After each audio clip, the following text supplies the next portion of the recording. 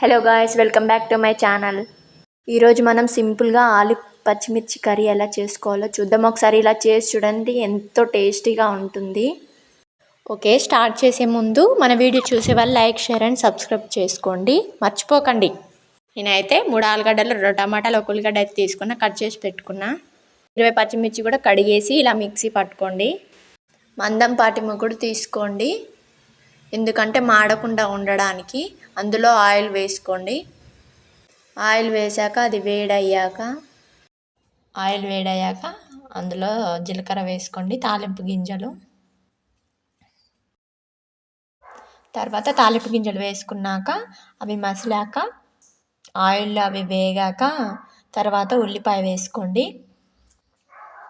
నేనైతే ఇందులో కరివేపాకు వేసుకోలేదు, కావాలంటే మీరు వేసుకోవచ్చు. కరివేపాకు వేసుకున్నా బాగుంటుంది.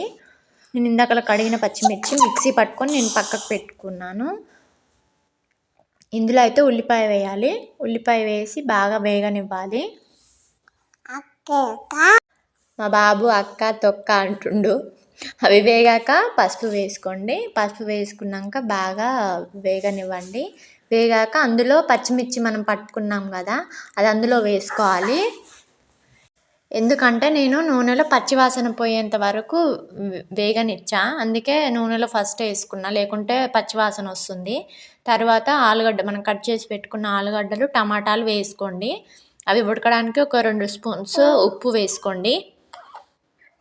ఆ పీసెస్ ఉడకడానికి మనం సాల్ట్ వేసుకోవాలి.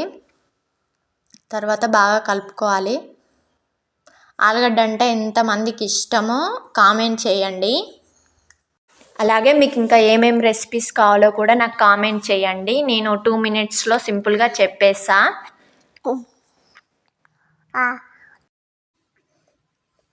అల్లం వేసుకున్నాం కదా, వేసుకున్నాక బాగా కలపండి.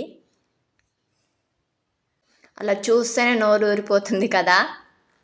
నేనైతే పీసెస్ కొంచెం పెద్దదిగానే కట్ చేసుకున్నాను, ఎందుకంటే ఉడికితే ఇంకా మెత్తగా అయిపోయి కింద అడుగంటిపోతుంది కదా. పీసెస్ పెద్దగానే చేసుకున్నాను. నెక్స్ట్ ఇంకోటి, మళ్ళీ నేను ఉడకబెట్టలేదు, డైరెక్ట్ వాష్ చేసి వండుతున్న కర్రీ.